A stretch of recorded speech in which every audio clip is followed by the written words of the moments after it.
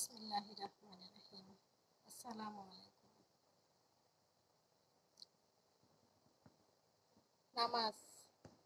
আম- আমরা এই দুনিয়াতে এসেছি আল্লাহর ইবাদত করার জন্য। আমাদের প্রথম কাজ হচ্ছে, প্রথম দায়িত্ব হচ্ছে এবং কর্তব্য হচ্ছে আল্লাহর ইবাদত করা। আর সেটা আমরা করতে পারি পরিপূর্ণভাবে একমাত্র সালাতের মাধ্যমেই।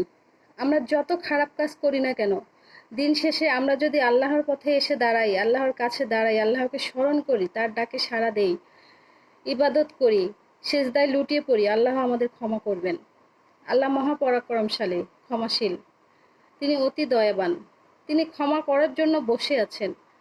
আমাদের মেন কর্তব্য হচ্ছে আমাদের আল্লাহর ইবাদত করতে হবে। একবার, দুইবার, তিনবার নয়, 121 বার কোরআনে বলা হয়েছে সালাত, সালাত আদায় করার জন্য। যে ব্যক্তি ইচ্ছাকৃতভাবে সালাত ত্যাগ করলো সে কাফেরি করলো। এটা একটা পরিপূর্ণ হাদিস, এটা ওলামা একরামগণ জানেন।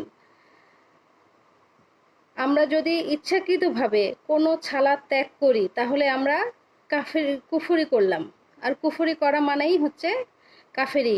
কিন্তু অনেক সময় আমরা অলসতা বশত নামাজ ত্যাগ করি, এটা হচ্ছে ফাসেক। নামাজ কখনোই ত্যাগ করা যাবে না। 5 ওয়াক্ত সালাত আদায় করে আপনি যত পাপ করেন না কেন কখনোই নামাজ ত্যাগ করবেন না, 5 ওয়াক্ত সালাত আদায় করবেন।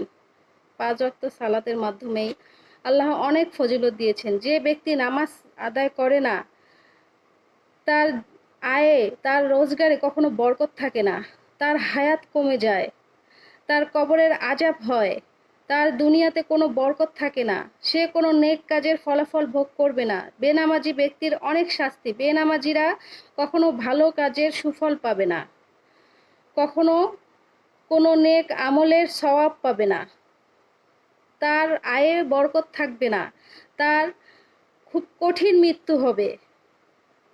সে মৃত্যুর সময় পিপাসার্ত হয়ে, ক্ষুধার্ত হয়ে মৃত্যুবরণ করবে, লাঞ্ছনার সাথে মৃত্যুবরণ করবে। কাজেই আমাদের বেনামাজি হওয়া যাবে না। আমাদের চেষ্টা করতে হবে 5 ওয়াক্ত নামাজ পরিপূর্ণভাবে ইমানের সাথে আদায় করতে। ইমানের মেন ভিত্তি, আসল ভিত্তি হলো সালাত। যে 5টি মুসলমানের জন্য যে 5টি কাজ করা ফরজ, তার মধ্যে সালাত একটা। আমাদের 5 ওয়াক্ত সালাত আদায় করতে হবে। নামাজি ব্যক্তির জন্য 5টি পুরস্কার আছে। এক হচ্ছে তার আয়ে বরকত হয়, তার আমলনামা ডান হাতে আসে, তার কবরের আযাব মাফ হয়ে যায়, তার সম্মান বৃদ্ধি পায় এবং ফুলসিরাত খুব দ্রুত গতিতে পার হয়ে যায়। এটি হচ্ছে নামাজি ব্যক্তিদের জন্য সুফল। 5 ওয়াক্ত নামাজ আদায় করা আমাদের জন্য নৈতিক কর্তব্য।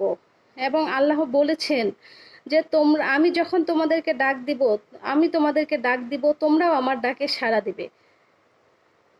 যখন এই আজান হয়ে যাবে আপনারা উজু করবেন, সুন্দর করে নামাজ আদায় করবেন।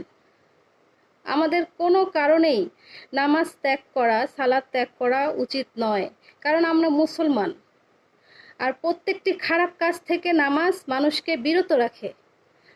যত পাপ করেন না কেন আপনি নামাজ ছাড়বেন না, কখনোই নামাজ ছাড়বেন না, নামাজ ত্যাগ করা যাবে না।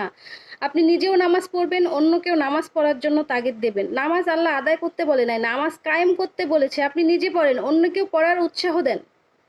আপনি নিজে মসজিদে যান, আরেকজনকে মসজিদে নিয়ে যান। আপনি নিজেও নামাজ পড়েন সহি শুদ্ধভাবে, সুন্দর করে আল্লাহর কাছে হাত ছেড়ে, চোখের পানি ছেড়ে হাত উঠিয়ে দোয়া করেন আল্লাহর কাছে। আল্লাহ আপনাকে কবুল করবে ইনশাল্লাহ। আল্লাহ আপনাদেরকে বোঝার তৌফিক দান করুক।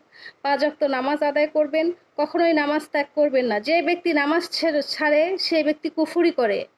আর কখনোই শিরক করবেন না। নামাজ ছাড়া যাবে না কোনো অবস্থাতেই। মৃত্যুর পূর্ব মুহূর্ত পর্যন্ত আমরা যেন নামাজ আদায় করতে পারি। আজকে আমরা এই দোয়াটাই করব ইনশাল্লাহ। আল্লাহর কাছে এটাই কামনা করব, এটাই হাত তুলে প্রার্থনা করব যে আল্লাহ মৃত্যুর পূর্ব পর্যন্ত যেন আমরা নামাজ আদায় করতে পারি। আসসালামু আলাইকুম।